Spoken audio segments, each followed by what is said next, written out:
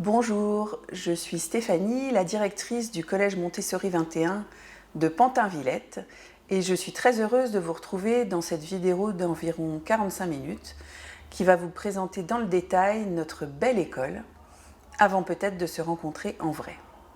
Je vais vous parler de pédagogie Montessori, de besoins des enfants selon leur âge, de bilinguisme, mais aussi vous présenter l'équipe, les locaux, les spécialités, les tarifs de l'école. À la fin de cette vidéo, vous en saurez beaucoup plus sur l'école et vous pourrez vérifier en toute connaissance de cause qu'elle correspond bien à vos attentes. L'école Collège Montessori 21 de Pantin-Villette est une école privée hors contrat, créée en 2019, membre du réseau Montessori 21, qui compte aujourd'hui 9 écoles. Elle est déclarée auprès de l'Éducation nationale. Elle comprend 2 classes seulement, pour rester à taille humaine. La classe des jeunes explorateurs, qui accueille 25 enfants de 9 à 12 ans, ce qui correspond au niveau CM1, CM2 et 6e. Et la classe des adolescents, qui accueille aussi 25 enfants de 12 à 15 ans, ce qui correspond au niveau de 5e, 4e et 3e. Je vous présenterai tout à l'heure l'équipe, qui est l'élément central de notre école et qui est constituée de personnes exceptionnelles. Je vais vous présenter maintenant les grands principes de Maria Montessori, première femme médecin en Italie, qui a développé son projet dans la première moitié du XXe siècle en se basant sur des décennies d'observation des enfants. Ce qui est particulièrement intéressant, c'est de voir que cette réflexion pédagogique, qui date de plus d'un siècle, est confirmée aujourd'hui par les recherches en neurosciences, qui prouvent que la confiance en soi, l'apprentissage par l'expérience et les pédagogies actives permettent d'améliorer considérablement les apprentissages. Il y a aujourd'hui plus de 25 000 écoles Montessori dans le monde et leur nombre ne cesse de croître. Le fondement de cette pédagogie, c'est de concevoir l'éducation non pas seulement comme l'acquisition de connaissances, mais aussi comme l'apprentissage de savoir-faire, d'une compréhension de soi et des autres, et globalement d'un savoir-être qui rend heureux. C'est une pédagogie globale qui prend en charge l'enfant dans toutes ses facettes, celle des apprentissages, celle de la gestion de ses émotions, celle du lien social. C'est pour cela que Maria Montessori appelait son projet « l'éducation à la vie ». Donc le premier point de la pédagogie Montessori, c'est la confiance dans l'enfant et dans son potentiel. L'idée centrale est de le rendre autonome, de ne pas faire à sa place les choses qu'il peut faire par lui-même. Ainsi, en pédagogie Montessori, à l'âge de l'adolescence, on va lui apprendre à faire comme un adulte. Monter un projet de A à Z, préparer le budget, trouver les financements, s'adapter sans cesse, trouver les solutions lorsqu'on rencontre un obstacle, etc. Le second point, c'est le respect de l'individualité des enfants. Chaque enfant est différent, chaque enfant a des besoins propres. Et en pédagogie Montessori, nous pratiquons une individualisation du parcours pédagogique qui est fondamentale. Tous les enfants ne font pas la même chose en même temps. Chaque enfant a son propre parcours pédagogique personnalisé en fonction de son évolution. C'est vrai dans une classe 3-6 ans, cela le reste dans une classe 9-12 ans ou 12-15 ans. Le troisième point concerne le mélange des âges. Ainsi, notre classe 9-12 ans correspond au CM1, CM2, 6e, c'est-à-dire le cycle 3 de l'éducation nationale. Et notre classe de 12-15 ans correspond au niveau de 5e, 4e, 3e, soit le cycle 4 de l'éducation nationale. Les enfants apprennent beaucoup de ce mélange des âges, notamment grâce à l'observation. Pour les plus jeunes, les grands représentent des modèles vers lesquels ils ont envie de tendre. Et pour les plus grands, le fait de devoir mobiliser son savoir pour expliquer aux plus jeunes implique de recourir à du vocabulaire, de la patience. Et tout cela est fort utile à la fois pour fixer leurs compétences, mais aussi pour gagner en confiance en soi. Le quatrième point concerne ce qu'on appelle l'environnement préparé. Dans nos écoles, nous accordons une grande importance à la beauté des lieux, à leur luminosité, à la qualité de l'agencement et du matériel pédagogique. Nous disposons du matériel Montessori complet, en bois, et les ambiances sont décorées de plantes vertes. Au collège, nous avons donc décidé de faire des travaux d'embellissement à l'été 2023 pour que les espaces soient beaux et accueillants pour les enfants, qu'ils en soient fiers et qu'ils les respectent pleinement. Nous installerons à cette occasion un beau laboratoire de sciences qui permettra de faire des expériences grandeur nature. Le 5e point concerne l'organisation du temps spécifique de la journée pour améliorer la concentration. Concrètement, en pédagogie Montessori, il n'y a pas de récréation qui viendrait couper le travail des enfants. Nous avons des cycles de travail de 2h à 2h30, le matin comme l'après-midi, afin que la concentration des enfants ne soit pas interrompue par une sonnerie. Cela n'empêche pas que nous sortions chaque jour au parc, au moins 1 heure, pour prendre un grand bol d'air et se défouler. Simplement, cela se fait en milieu de journée, après le déjeuner. Cela ne signifie pas non plus que les enfants soient contraints de rester assis pendant 2 heures sur leur chaise. Pas du tout. Pendant ces 2 heures, ils vont pouvoir passer d'une activité à l'autre, en langue ou en mathématiques, passer un moment dans le coin lecture, s'occuper des plantes, préparer un petit snack pour la classe. Il s'agit donc d'un cycle long, mais dans lequel beaucoup de choses différentes se passent. Enfin, le dernier point concerne l'équipe, qui est une question fondamentale. Nous vous la présenterons un petit peu plus tard dans cette vidéo. Nous accordons beaucoup d'importance au recrutement de l'équipe, à son accompagnement, à la formation continue de chacun et à leur bien-être. Une équipe qui va bien s'occupera bien des enfants.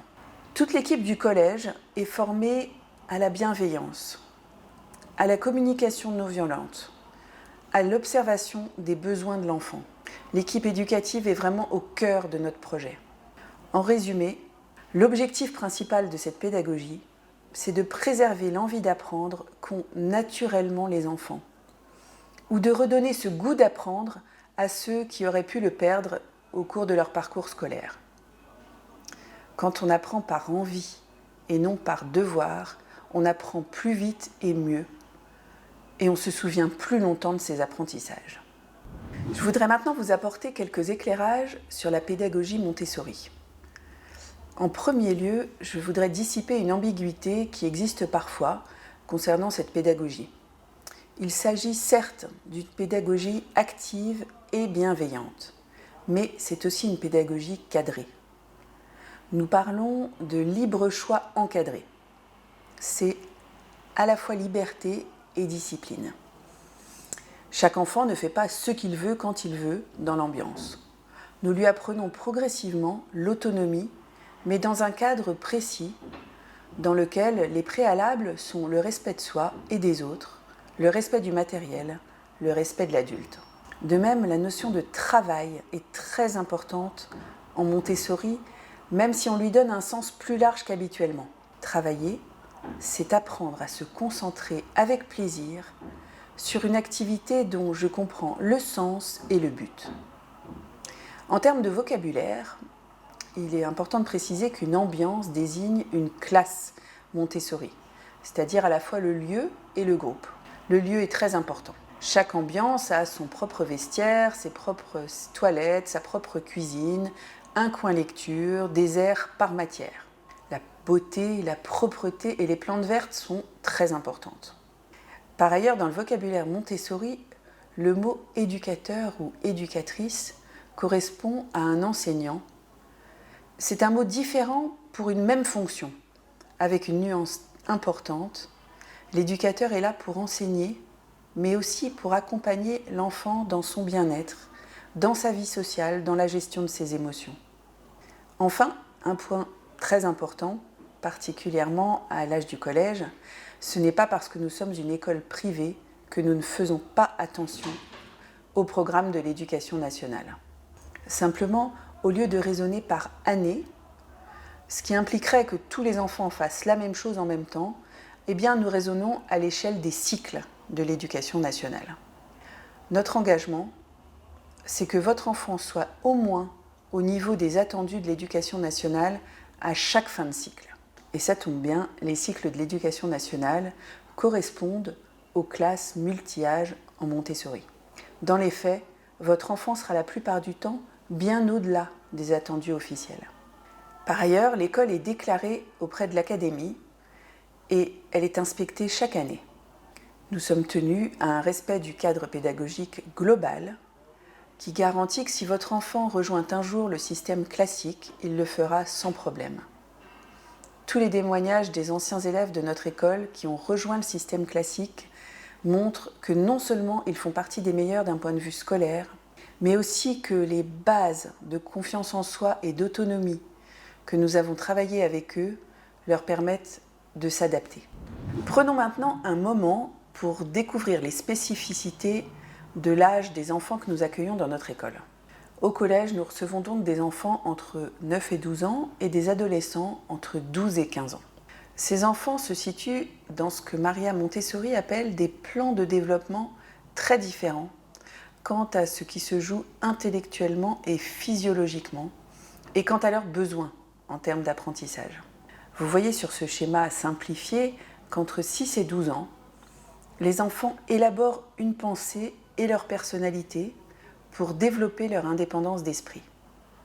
C'est l'âge où on encourage le développement de l'enfant en tant que membre d'un groupe de travail, alors qu'en 3-6 ans, par exemple, on renforce la construction de l'individualité. Maria Montessori les a appelés les explorateurs. À cet âge-là, ils ont une soif inaltérable de connaissance et de compréhension du monde. Toute leur énergie va se consacrer à la découverte du monde. Ils explorent aussi le champ moral et veulent développer leur propre jugement. Ainsi, de manière croissante, ils manifestent un désir d'indépendance d'esprit. Ce besoin de collectif ne signifie pas que nous allons travailler en groupe complet. Chez les 9-12 ans, les présentations faites par les éducateurs concernent de petits groupes de 4-5 enfants en fonction de leur niveau et de leur intérêt du moment. Par ailleurs, en 9-12 ans, chaque enfant a un plan de travail personnalisé. Il rencontre individuellement son éducateur en début de semaine. Ils planifient ensemble un programme de travail qui mélange des temps de leçons, des temps de travail individuel et des temps de travail collectif. C'est un âge aussi où l'on passe à l'abstraction.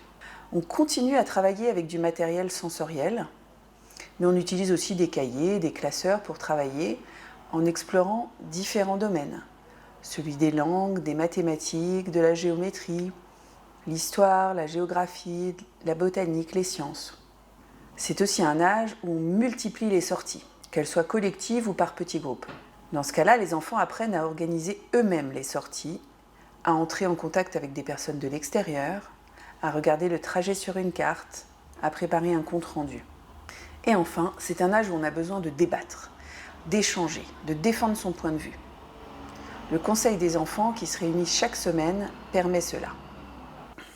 Chez les 9-12, les enfants travaillent donc encore avec le matériel dit de développement, pensé par Maria Montessori. Nous avons un éducateur référent dans cette classe, qui est à plein temps avec les enfants, formé à la pédagogie Montessori et qui peut présenter aux enfants le matériel de mathématiques, de langage ou de sciences. C'est le guide, la personne de confiance, le référent. En plus de cet éducateur, les enfants transitent en douceur vers le collège en commençant à travailler avec les éducatrices thématiques pour les sciences, les humanités et les langues. Et cela se fait dans un mode projet. Parlons maintenant des enfants de 12-15 ans. Vous voyez sur le schéma que ces enfants-là ne sont pas dans le même foisonnement intellectuel qu'on a observé chez les 9-12 ans. Ils sont quant à eux dans une phase majeure de développement de leurs capacités sociales dans le but d'acquérir leur indépendance sociale. Quand elle parle de l'adolescence, Maria Montessori parle d'un nouveau-né social. L'adolescent construit et explore sa personnalité. Il veut découvrir le monde dans lequel il vit et le rôle qu'il peut y jouer. Il a besoin de savoir ce pourquoi il est talentueux et de mettre son énergie au service de la communauté. Il veut prendre le contrôle de sa vie, commencer à organiser sa vie et son avenir. C'est un temps pour l'engagement social. C'est souvent un temps pour la découverte de la participation citoyenne. L'adolescent est particulièrement sensible à la justice pendant cette période. Sur le plan des changements physiques maintenant, le bouleversement observé est tel qu'on peut évoquer une nouvelle naissance. L'enfant a conscience de l'éveil de sa sexualité, mais ne maîtrise pas les effets brusques et soudains de ces variations hormonales. Sa croissance non harmonieuse et brutale affecte son orientation dans l'espace, sa coordination motrice, l'image qu'il a de lui. Enfin, concernant les changements physiologiques, l'esprit de l'adolescent est toujours un esprit raisonnant, mais ses capacités d'abstraction ont fortement diminué. Il a maintenant des difficultés de concentration. Il peut être sujet à des crises d'angoisse, de doute, d'intensité variable. L'enjeu pour les adolescents aux prises avec une croissance rapide et une forte poussée d'hormones est donc l'entrée progressive dans le monde des adultes, en particulier à travers le développement de l'indépendance sociale. L'adolescent a donc besoin d'apprendre à être en société et pour cela, de savoir qui il est et comment agir en relation avec les autres. Donc pour cette tranche d'âge, l'enjeu de la pédagogie, c'est de donner du sens à tous les apprentissages. Nous travaillons donc essentiellement de manière interdisciplinaire sur un mode projet. Le projet du collège vise aussi à donner aux enfants les moyens d'acquérir une solide confiance en eux. En effet, nous ne mettons pas de notes, nous ne les mettons pas en compétition. Chacun avance à son rythme, ce qui favorise également un système d'entraide et de coopération entre eux. Il faut savoir que Maria Montessori avait imaginé pour cet âge de l'adolescence d'installer le collège dans une ferme, en pleine nature, sous forme d'internat. Nous avons quant à nous choisi de concevoir un collège Montessori en zone urbaine, mais sans pour autant s'extraire de la nature. Le grand air est essentiel à cet âge-là, ainsi que le travail manuel, physique et créatif. Nous avons développé récemment un partenariat avec une friche urbaine pour que chaque semaine, nos adolescents puissent aller travailler la terre une demi-journée, planter, cultiver et enfin récolter et vendre les fruits de leur travail. Dans ce lieu en plein air, ils peuvent aussi faire de la botanique, des sciences, de la littérature, de l'art, toujours dans l'idée de donner du sens aux apprentissages. Nous avons également le projet de délocaliser une semaine par an le collège en pleine nature pour vivre pleinement ce temps avec la communauté adolescente. Le collège Montessori, comme le dit si bien l'une de nos éducatrices, c'est comme à la maison, un lieu où l'on se sent chez soi. Cela permet une autre relation au savoir, car cela s'envisage dans le dialogue, dans l'enrichissement collectif. Et comme en famille, on partage notre repas tous ensemble et on apprend à prendre soin les uns des autres. Un autre mot-clé de notre projet, c'est l'exigence. Dans les petits actes de la vie quotidienne, comme dans les grands projets, nous apprenons aux enfants à aller au bout des choses. Nous leur laissons le temps d'y aller à leur rythme, sans pression inutile. La seule demande, c'est le dépassement de soi. Ainsi, lorsqu'ils font la vaisselle après le déjeuner, ils apprennent à aller au bout de la tâche, à laisser la cuisine rutilante du sol au plafond. Ils font cela en équipe, en apprenant à s'organiser, se répartir le travail, s'entraider et aller au bout ensemble. Dans les apprentissages, les enfants ont souvent la possibilité, dans un cadre bien défini, de choisir le sujet d'approfondissement sur lequel ils vont travailler. Ayant choisi le sujet qui les intéresse, ils sont d'autant plus enclins à se passionner et à aller au fond de leur travail. C'est d'ailleurs l'un des points essentiels de notre pédagogie. Utiliser l'énergie foisonnante des enfants à cet âge-là pour la mettre à profit d'un projet qui les mobilise pleinement. Ainsi, à la fin de chaque projet, l'élève présente devant toute la classe sa réalisation. Celle-ci est toujours constituée de 3 parties. Une partie écrite, une présentation orale et un objet créé par l'élève et qui est une représentation physique de son travail, ainsi qu'un condensé de tous les apprentissages acquis durant la période. À titre d'exemple, les élèves ont travaillé au cours de la dernière période sur le tissage des liens dans une communauté. Dans ce cadre, il leur était demandé de réaliser une carte postale. Sur l'une des faces de la carte postale, ils devaient représenter en 3 dimensions un lieu qu'ils avaient visité et qu'ils avaient particulièrement aimé.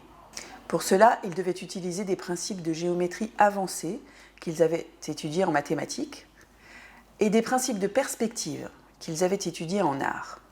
De l'autre côté de la carte postale, ils devaient écrire une lettre à une personne de leur choix, en utilisant tous les éléments d'écriture épistolaire qu'ils avaient étudiés en littérature. Et enfin, la présentation orale devait se faire en anglais. Après avoir parlé de pédagogie, je vous propose désormais un petit focus sur les langues. Notre école est bilingue anglais. Et en plus, nous proposons l'enseignement de l'espagnol dès le CM1. En ce qui concerne l'anglais, le bilinguisme passe par 3 piliers: l'immersion, la culture et la dimension académique. Le premier pilier est fondamental. Il s'agit de l'immersion. Concrètement, dans chaque classe, les enseignants francophones travaillent main dans la main avec un enseignant anglophone. Chaque enseignant ne parle que sa langue. On ne passe pas de l'une à l'autre. Cela signifie que les enfants baignent en permanence dans une atmosphère anglophone. Le regroupement du matin se fait 1 fois sur 2 en anglais. La préparation du repas également. Une partie du conseil des enfants peut même se tenir en anglais. Au début, pour ceux qui ne maîtrisent pas cette langue, cela peut être un peu déstabilisant. Mais rapidement, ils s'y font et progressent en compréhension de la langue. Le second pilier concerne la culture. Une langue, c'est aussi cela. Et la culture anglophone permet de voyager loin. Ce n'est pas seulement celle de l'Angleterre ou des États-Unis, mais aussi celle de l'Inde, de l'Australie, du Nigeria. En apprenant une langue, on apprend aussi beaucoup sur celles et ceux qui la parlent. Sur ce sujet, au collège, nous préparons un échange avec une école située dans un pays anglophone pour la classe des 9-12 ans et un voyage d'études pour les élèves de la classe 12-15 ans. Une langue, c'est avant tout un outil de communication, donc il est essentiel que nous mettions les enfants en situation de parler la langue et de découvrir sur le terrain la culture. Enfin, le troisième pilier est plus académique. Nous avons décidé d'adopter la méthode de Cambridge pour l'apprentissage de l'anglais, car elle nous permet de structurer notre progression. Nous travaillons également par groupe de niveau. Ainsi, pour ceux qui débutent ou presque, nous axons l'apprentissage sur l'oral. Pour les autres, nous travaillons aussi l'écrit. Et enfin, pour les élèves bilingues, nous enseignons en anglais l'histoire et la robotique. Nous proposons enfin aux élèves qui le souhaitent de passer les examens de certification de Cambridge pour valider leur niveau dans la langue. C'est à la fois très motivant pour les élèves et source de crédibilité pour notre apprentissage. Pour ce qui concerne maintenant l'espagnol, les élèves commencent cette langue dès le CM1. L'accès à la langue se fait par la découverte de la culture. Dans un second temps, l'immersion avec une éducatrice hispanophone présente tout le temps dans l'établissement est alliée à une méthode académique solide et permet aux enfants de faire des progrès rapidement. À noter aussi que nous proposons l'apprentissage du chinois dès le CM1 à titre optionnel. Cela se fait dans le cadre des spécialités dont je vais maintenant vous dire un mot. Dans notre école, les enfants ont la possibilité de choisir 1 ou 2 spécialités. L'idée est de leur donner une corde à leur arc supplémentaire, un domaine d'épanouissement qu'ils peuvent explorer plus en profondeur et ajouter à leur talent.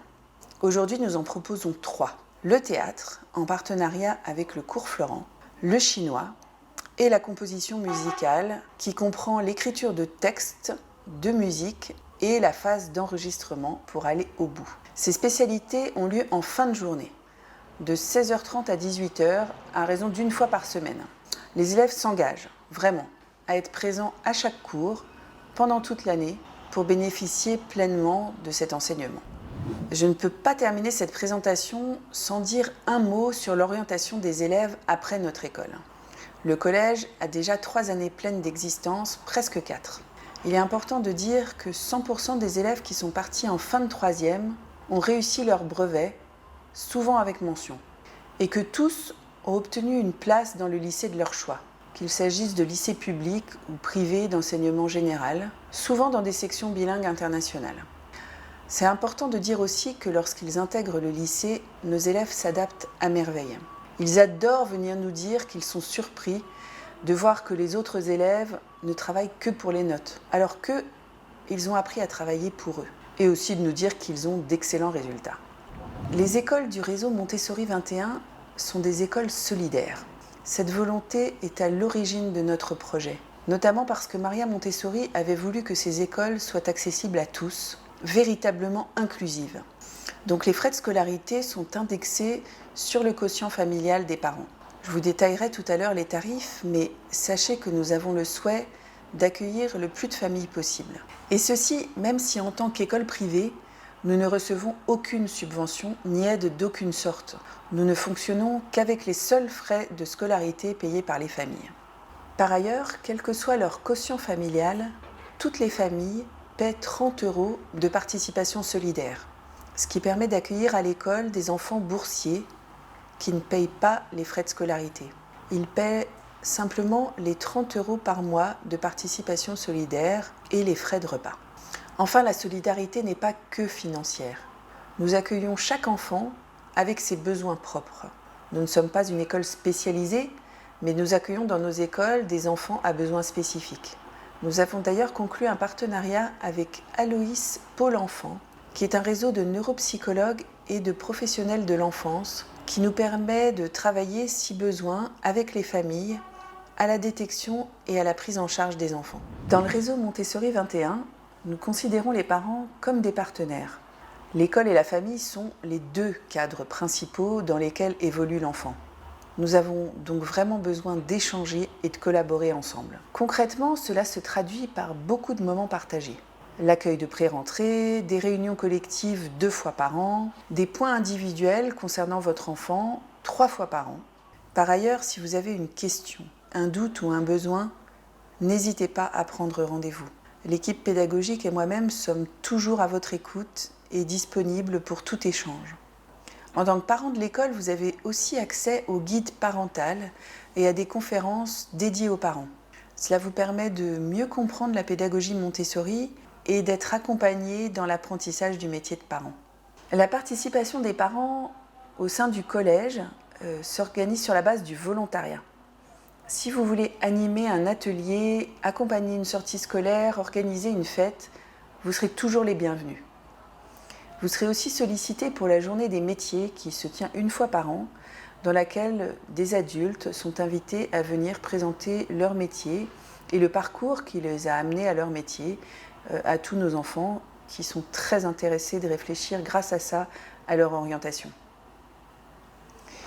Enfin, le conseil d'école réunit 2 fois par an les représentants des parents, des éducateurs, la direction et le réseau Montessori 21 pour faire le point sur tous les dossiers importants concernant le collège, répondre aux questions des parents. Cela permet de partager ensemble le projet de l'école et son évolution. J'aimerais maintenant vous présenter l'équipe de l'école. Pour nous, l'équipe, c'est le cœur battant de l'école.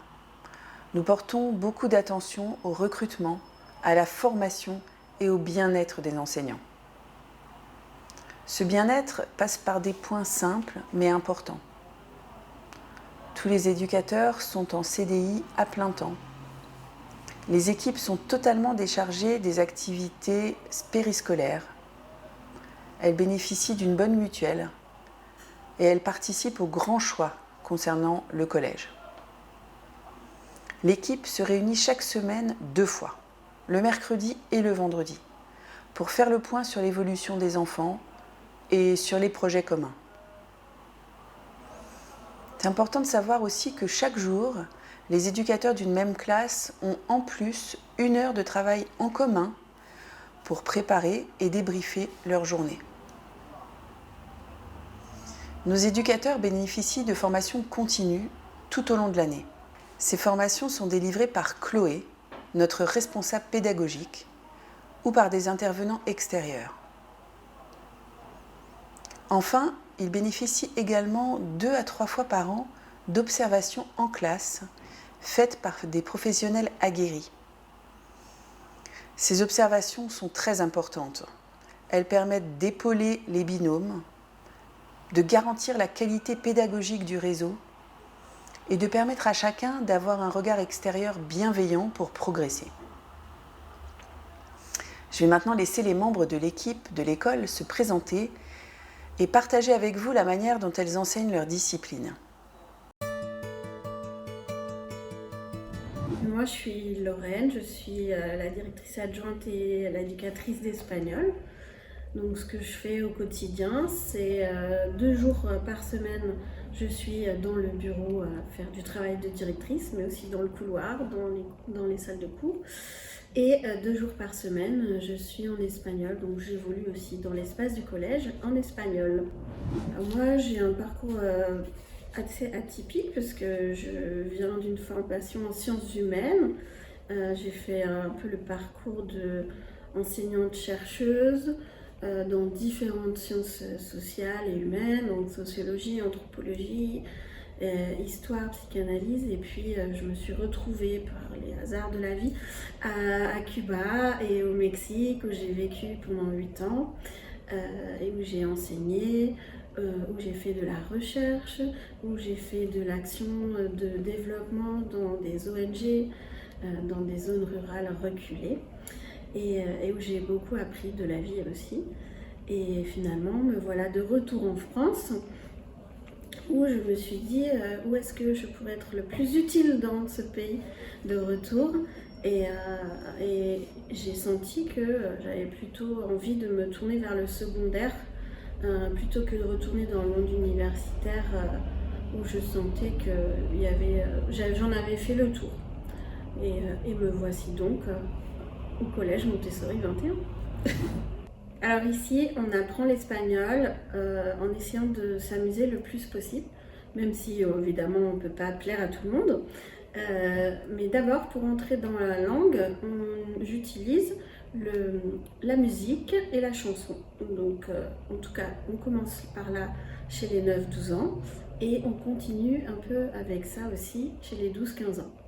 Et ensuite, on suit le thème de l'année et le sous-thème en cours. Parce que ce qui est important à savoir sur la façon dont on travaille, c'est qu'on ne travaille pas selon les matières, mais selon des thèmes qu'on choisit pour une année. Donc là, cette année, notre thème, par exemple, c'est le thème de tissage. L'année dernière, c'était la lumière et l'année précédente, c'était le canal. Rien à voir. Mais en tout cas, ça nous permet de travailler absolument toutes les disciplines et toutes les compétences à travers des projets qui font sens et qui sont transdisciplinaires. Donc là, je vais vous donner par exemple ce que l'on a fait l'année dernière sur la lumière. Nous avons travaillé sur les vitraux. Donc un projet de réalisation d'un prototype de vitrail qui a donné lieu à une visite historique, à un travail en géométrie et à une mise en place, une mise en forme méthodologique de présentation finale et avec laquelle on a pu valider un nombre incroyable de compétences. Et la présentation se fait en général en bilingue, voire en trilingue. On commence en général le début de l'année en exigeant un exposé dans une langue, celle que l'élève choisit. Ça peut être le français, mais ce n'est pas une obligation. Ensuite, on va demander que progressivement la présentation se fasse en bilingue. Et enfin, la troisième présentation doit être faite en trilingue. Ce qui est intéressant aussi, c'est notre rythme au quotidien. Nos journées sont ritualisées par des moments de rassemblement et des moments d'études, ainsi que des moments de projet. Donc tous les matins, nous nous retrouvons pour déjà nous dire bonjour, c'est important, pour commencer la journée et aussi pour savoir comment on va. Ensuite, une fois qu'on a fait un peu ce petit tour de humeur du jour, on va se lancer dans les activités. Ça peut être des activités de présentation de matériel Montessori pour la classe des 9-12. Ça peut être un temps d'étude si des travaux sont en cours. Donc là, chaque enfant a le choix de travailler ce qu'il souhaite. Le seul choix qu'il n'a pas, c'est de ne pas travailler. Et ensuite, le branle-bas de combat du midi commence à peu près à 11h45, où il y a toujours un temps de mise en place du service. Les équipes services sont organisées de façon à tourner sur une période pour que le midi, il y ait 4 ou 5 élèves qui mettent la table, organisent les tables pour le service, servent le repas, etc. Pendant que les autres ont un temps de loisirs calme, mais de loisirs tout de même. Et vient ensuite le temps du repas. Puis de nouveau un temps de service et de loisirs pendant que l'équipe service débarrasse. Les autres ont le temps de reprendre un peu de loisirs avant de sortir au parc. Et là, donc nous nous mettons tous en route vers le parc Stalingrad où nous faisons nos sorties récréatives. Entre 13h45 et 14h, nous rentrons au collège pour un temps de lecture. Nous faisons ça tous les jours. Ce temps de lecture est obligatoire. Parfois, il se transforme en temps d'activité individuelle silencieuse, qui peut être de dessiner, d'écrire des choses personnelles dans le calme pendant 30 minutes. Ensuite vient le temps soit de nouveau de l'étude et du travail ou des projets.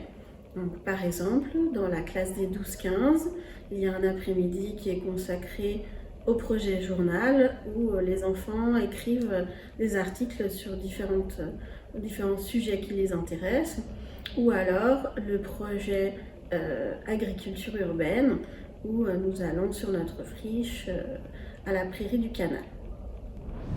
Ainsi se déroule notre semaine avec le point culminant le vendredi en général, qui est le temps du conseil des enfants dans la classe des 9-12, conseil de classe dans la classe des 12-15, où les enfants et les adultes du collège se réunissent pour parler des avancées, des projets, partager des informations en commun, faire part de quelques doléances. Parce que ce qui est important à cet âge-là, entre 9 et 15 ans, c'est vraiment apprendre à vivre les uns avec les autres malgré et grâce aux différences. Donc le gros de notre travail, nous en tant qu'éducatrices, ça va être de médier les conflits, de médier justement les relations avec ces différences. Et c'est un travail vraiment quotidien de répétition, de discussion et d'élaboration autour de ces difficultés à comprendre qui est l'autre, pourquoi est-ce qu'il est différent de moi et pourquoi malgré tout on peut être amis ou pas, mais en tout cas on est toujours dans l'obligation absolue de se respecter les uns les autres. Et ça, c'est un travail absolument passionnant et surtout ce qui est fantastique, c'est de voir l'évolution quand un enfant entre à 9 ans et qu'il sort à 15 ans et de le voir pouvoir voler de ses propres ailes. Alors ce que je trouve passionnant en fait dans ce travail, c'est vraiment d'être au plus près des enfants dans leur quotidien, dans une relation extrêmement proche, puisque on partage les bons et les mauvais moments, de savoir qu'ils nous connaissent très bien, nous les connaissons très bien, et c'est cette relation affective très forte qui permet un levier extrêmement fort d'apprentissage. Donc ça, c'est une des choses absolument passionnantes de ce métier. Et la deuxième chose, c'est que c'est un défi intellectuel permanent parce que nous devons donc créer à chaque fois du matériel en fonction des demandes de l'enfant, des demandes conscientes et inconscientes de son besoin d'apprendre. Et ça, c'est absolument fantastique. Hello everyone, my name is Sonia. I'm English teacher at Montessori 21. I've been working here for the past 4 years, and we started with the adolescent community, and since last year we also have 9 to 12 students. And as a Montessori trained teacher, I teach all subjects in English. So I'm French, and I studied English at university in Paris. And at the same time, to finance my studies, I worked in education, and I was very concerned about this new generation. So when I came across Maria Montessori, I decided to join the movement. So I went to London to be trained as a Montessori teacher. and I stayed there for about 20 years. I worked in many different Montessori settings in London. So I decided to move on to the next stage, and the next stage for me was to become a 6 to 12 Montessori teacher. So I got fascinated by the philosophy and the material, and the fact that Maria Montessori described this plane of development as a good opportunity to introduce all knowledge possible to students. Obviously, what happened next when I got to Italy, it's that I just became very enthusiastic about what was on offer for the adolescent community. Straight after my training in Italy, I flew to Sweden to be trained as an adolescent guide.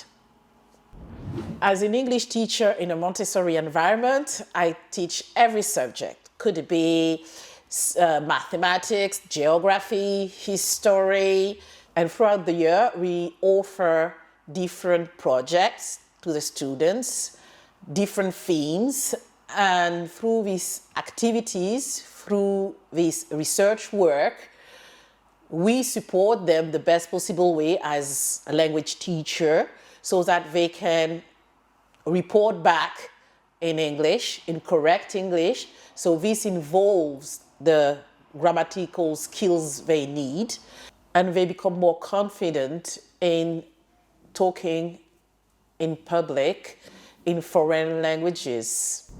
The things that I like the most in this project and in Montessori movement in general is that it works not only on the intellectual impact that we can have, but also on the emotional impact. Because to my understanding, to my experience, what I can say and what I have experimented so far is that the lack of confidence, fear, is an obstacle for children to learn. And if we want them to learn and to use their knowledge the best possible way, according to their beautiful potential, they really need to be confident. And for me, the most rewarding thing in this position is really when a child comes up and says that he loves English, or he loves being with us, or when a parent reports back that actually the child was very sad or had been sad in his previous environment, and that now they can see their child blossoming not only here but at home. So yes, for me it's the most rewarding thing ever. Alors bonjour, je m'appelle Huang, je suis éducatrice ici au Collège Montessori 21. J'enseigne les matières scientifiques, en mathématiques, en physique-chimie, en SVT, en technologie. Et bon, je suis Cyrielle, éducatrice au Collège Montessori 21 dans les disciplines humanistes qui comprennent l'histoire, le français, la géographie et toutes les matières artistiques comme la musique, l'histoire de l'art. Comme ça, on a une vision totale des humanités. Je suis venue en France à l'âge de 18 ans et j'ai fait mon parcours universitaire à Paris 6 et j'ai fini mon parcours universitaire par une thèse en électrochimie. Après ma thèse, j'ai travaillé dans différentes institutions, à l'Université de Toulon, à l'écochimie de Paris et aussi à l'Académie des sciences soviétiques. Après la naissance de mon fils aîné, j'ai envie de faire une petite reconversion vers le jeune public et j'enseignais en physique-chimie au rectorat de Créteil pendant 2 ans. Je me suis rendu compte qu'il manquait quelque chose pour aider, pour mieux accompagner les élèves. Du coup, j'ai décidé de m'orienter vers Montessori. J'ai fait une formation à l'AMI aux États-Unis à distance et là, c'est ma 2e année au Collège Montessori 21. Je débute mon parcours par des études en histoire médiévale à l'Université de Paris 1. puisque l'histoire est une matière que j'affectionne particulièrement depuis très très longtemps. Et à la fin de ma formation, je suis passée brièvement par un centre de recherche et je me suis rapidement rendu compte que j'avais besoin vraiment de bouger, j'avais besoin d'action et de m'engager dans le monde dans lequel j'évoluais. Après des années d'études sur les bancs de l'école, du coup je me suis engagée dans la gendarmerie nationale où j'ai servi durant 6 années. Puis ensuite j'ai fait une reconversion dans les métiers du spectacle, dans les métiers des arts vivants, notamment parce que je suis violoncelliste de formation, fait notamment de la production de concerts dans des grandes salles à Paris. Finalement, ce métier m'a beaucoup plu, mais j'ai souhaité m'engager plus profondément dans des causes qui me touchaient depuis très longtemps, et c'est pour ça que je suis entrée dans le domaine de l'éducation. J'ai choisi la pédagogie Montessori, puisqu'elle me permettrait d'être au cœur de l'engagement dans lequel je voulais me lancer. Alors, pour parler de comment on enseigne ici au collège, on essaie de toujours travailler en interdisciplinarité pour que l'enfant, quand il aborde un thème, par exemple les châteaux, il puisse l'aborder dans sa globalité. Donc pour les châteaux forts, Wang a travaillé sur les aspects de la géométrie, comment elle leur a fait faire une maquette d'un château fort en utilisant les formes géométriques. Donc c'est un travail qui allie le manuel et aussi l'esprit, puisqu'il faut mesurer, c'est un travail de patience, etc. Et moi, je leur ai fait travailler le château fort, c'est-à-dire son système défensif, quand est-ce que les châteaux forts ont commencé à être construits, à quoi ils servaient, etc., etc. Et en français, on a travaillé sur le thème du conte. Je leur ai demandé de construire une histoire, un conte en fait, autour d'un château. Ce qui a ensuite donné lieu à un exposé, évidemment, où dans une première partie, on leur demandait d'expliquer la manière dont ils avaient construit leur château, dans un deuxième temps d'expliquer le système défensif de leur château, et dans un troisième temps de nous lire l'histoire, de nous lire leur conte. Voilà, donc c'était vraiment sympa. Et là, on est en train de relier tous les contes des enfants, avec chaque conte à son illustration, et puis comme ça, ce sera aussi une manière de continuer le projet, et puis d'en avoir une trace comme souvenir. Pour l'ambiance 12-15, au retour des vacances de Noël, nous sommes allés à la Philharmonie de Paris pour assister à un concert symphonique. Ceci nous a donné une idée pour notre projet de cette période. Ce qui me touche particulièrement dans ce collège, c'est que tous les jours, quand je viens d'ici, j'ai le sentiment d'arriver chez moi, dans un autre chez moi. Ici, j'ai vraiment l'impression que c'est l'école chez soi, et on vit dans une sorte de communauté très soudée, très unie ou désunie par moments, mais qui va ensemble dans la même direction. On se connaît tous très très bien, éducateurs, élèves, parents. On se connaît bien, c'est vraiment on se connaît bien, et du coup on peut venir et être soi. Alors je rejoins parfaitement à Cyrielle. Ce qui m'épanouit ici dans ce collège, c'est à la fois intellectuellement et à la fois humainement. Tous les jours est un jour nouveau, c'est très stimulant. Et j'apprécie beaucoup dans ce collège, c'est aussi non pas seulement je viens pour enseigner, mais je viens aussi pour apprendre. J'apprends auprès de mes collègues et aussi auprès de mes élèves. L'équipe de l'école, c'est aussi le réseau. Je laisse la parole à Sébastien, qui est le fondateur du réseau Montessori 21 et qui va vous présenter en quoi le réseau soutient l'école quotidiennement. Bonjour, je suis Sébastien Le Plaideur, fondateur et président du réseau des écoles Montessori 21, et je vais juste vous prendre quelques minutes pour vous présenter rapidement les objectifs et le fonctionnement du réseau, car vous avez sans doute des questions à ce sujet. L'objectif du réseau est simple: démocratiser l'accès à la pédagogie Montessori tout en assurant le plus haut degré de qualité pédagogique dans nos écoles, sans jamais perdre de vue un point essentiel. Le plus important est ce qu'il se passe dans la classe de votre enfant tous les jours. Alors vous me direz, pourquoi un réseau? Ne peut-on faire cela à l'échelle d'une école seule? Alors j'ai pour ma part essayé, en fondant et en dirigeant pendant plusieurs années une des écoles du réseau.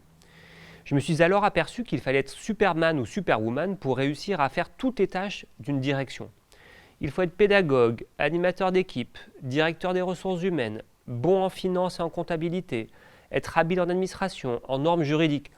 Bref, c'est impossible de tout faire tout seul. Du coup, dans le réseau, nous mutualisons un certain nombre de sujets importants. Le premier sujet, c'est la qualité pédagogique qui est au cœur du projet. Nous avons des formations communes pour les éducateurs et éducatrices du réseau. Nous assurons l'échange de bonnes pratiques, la réflexion collective. Nous mettons en place des outils pour suivre le travail des enfants, comme par exemple notre logiciel qui permet de faire le lien entre les compétences Montessori et celles de l'éducation nationale. Nous avons des enseignants et enseignantes de secours partagés en cas d'épidémie de Covid ou autre dans une de nos écoles. Donc nous partageons d'abord le plus important, la pédagogie. Le second sujet, c'est toute la partie administrative et financière. La comptabilité, la facturation, les ressources humaines, la dimension juridique et toute la partie administrative sont mutualisées. L'idée est que les directions d'école s'occupent principalement du plus important, c'est-à-dire l'humain, les enfants, les parents, l'équipe, sans passer leur temps à gérer des questions administratives ou financières à longueur de journée. Le troisième sujet, c'est la communication. Le site internet, notre application Montessori 21, qui est réservée aux parents de l'école, comme vous le savez, notre outil d'inscription sont partagés et permettent là aussi de mutualiser des savoir-faire et des outils communs. Enfin, le dernier point est tout aussi important, même s'il est moins visible. C'est tout simplement la solidarité entre école et équipe. Dans ce métier, il est très important de ne pas être isolé et de pouvoir compter sur les autres pour partager ses idées, ses problèmes aussi et ses projets. C'est ce que nous faisons au sein du réseau. Voilà, je ne vais pas vous prendre plus de votre précieux temps, mais je souhaitais que vous ayez ces informations en toute transparence. Pour résumer, mon rôle et celui de la fédération est simple. Être au soutien des écoles et des équipes tout au long de l'année. À bientôt peut-être, nous aurons sans doute l'occasion de nous rencontrer lors d'une porte ouverte ou d'un conseil d'école. Notre établissement se situe à Pantin, à quelques encablures du canal de l'Ourcq et du parc de la Villette. Nous sommes situés juste en face de la station Auch sur la ligne 5 du métro et sommes donc très faciles d'accès pour nos élèves qui progressivement se déplacent en toute autonomie. Le collège a ouvert ses portes en 2019. Nous sommes donc dans notre 4e année. Nos salles de classe sont spacieuses et très lumineuses. Nous allons rendre ces locaux encore plus beaux et fonctionnels au cours de l'été 2023 pour aménager les classes avec des matériaux naturels, notamment du bois, des œuvres d'art, dans un style épuré très montessorien, pour favoriser la concentration des enfants et aussi développer leur fierté d'avoir un bel espace de travail. Parlons maintenant un instant du suivi de votre enfant. Comme vous l'avez compris, dans notre projet, nous accordons une grande importance au suivi personnalisé de chaque enfant. Nous proposons donc chaque année 3 rendez-vous individuels pour faire le point sur l'évolution de votre enfant. Et par ailleurs, nous partageons avec vous 3 bilans annuels écrits, un chaque trimestre, ce qui sont des bilans très précis sur le suivi des apprentissages, à la fois académiques et sociaux. Par ailleurs, chaque année, nous vous proposons 2 réunions collectives dans chaque ambiance, animées par les éducateurs. Ces réunions permettent de faire le point sur la vie sociale du groupe, sur les projets, de vous présenter du matériel Montessori pour que vous puissiez vous familiariser avec la méthode. Comme je l'ai déjà évoqué, la communication école-famille est pour nous au cœur du projet. Donc en plus de ces réunions fixes et régulières, vous pouvez demander à tout moment une réunion avec les éducateurs ou avec la direction. Quand on a un doute, une crainte, une question, mieux vaut toujours la partager. Enfin, en cas de besoin, notre partenariat avec des professionnels, psychologues, orthophonistes, nous permet d'avancer ensemble. Dans ce cas, ce sont vous, les parents, qui êtes les pilotes. De notre côté, l'équipe sera toujours disponible pour échanger avec les médecins ou les praticiens qui s'occupent de votre enfant en dehors de l'école. Je voudrais évoquer maintenant un point que vous attendez sans doute, nos tarifs. Pour commencer, sachez que notre école dispose du label d'État d'entreprise solidaire d'utilité sociale. Il s'agit d'un label de l'économie sociale et solidaire. Notre objectif, on vous l'a dit, c'est de démocratiser l'accès à la pédagogie Montessori en proposant des tarifs adaptés à chacun grâce à la prise en compte du quotient familial.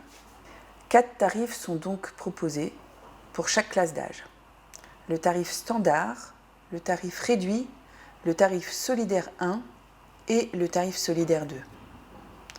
Sur le site montessori21.org, vous avez accès, par le biais de la page tarifs, à une simulation en ligne qui peut vous permettre de savoir dans quelle tranche tarifaire vous vous situez.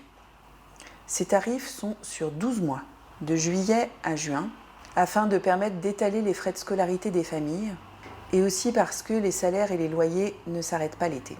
Afin d'assurer l'équilibre économique de l'école, des quotas par tranche tarifaire sont prévus.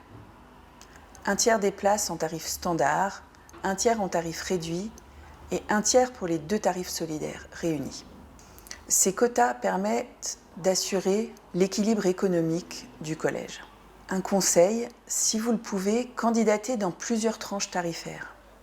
Celle dans laquelle vous êtes, plus celle du dessus, afin d'augmenter vos chances d'obtenir une place au collège. Nous accueillons aussi chaque année quelques enfants boursiers. Les candidatures se font également via notre site internet. Votre entreprise peut également prendre en charge tout ou partie des frais de l'école. Les tarifs entreprises sont aussi indiqués sur notre site internet. À ces tarifs s'ajoutent 30 € de contribution solidaire par mois pour accueillir des enfants boursiers, ainsi que 700 € de frais de première inscription. Ces frais étant réduits à 350 € pour les réinscriptions. Un point important, ce tarif comprend toutes les fournitures scolaires. Rien n'est à acheter par les familles. Enfin, différentes réductions sont possibles. 3% de réduction pour un paiement annuel en 1 ou 2 fois. Les frais de réinscription offerts en cas de parrainage d'une autre famille, soit 350 € d'économie. Pour les 2e ou 3e enfants scolarisés, une réduction de moins 10% pour les tarifs standards et réduits uniquement. Je voudrais maintenant vous partager 2 petites informations en matière de communication. Vous pouvez retrouver sur notre chaîne YouTube, Montessori 21, toutes nos vidéos de présentation de la fédération, du collège, des différentes écoles du réseau, de nos partenaires. Vous trouverez aussi un replay des conférences ainsi que des témoignages de parents. Pour finir, quelques mots sur le processus d'inscription à l'école.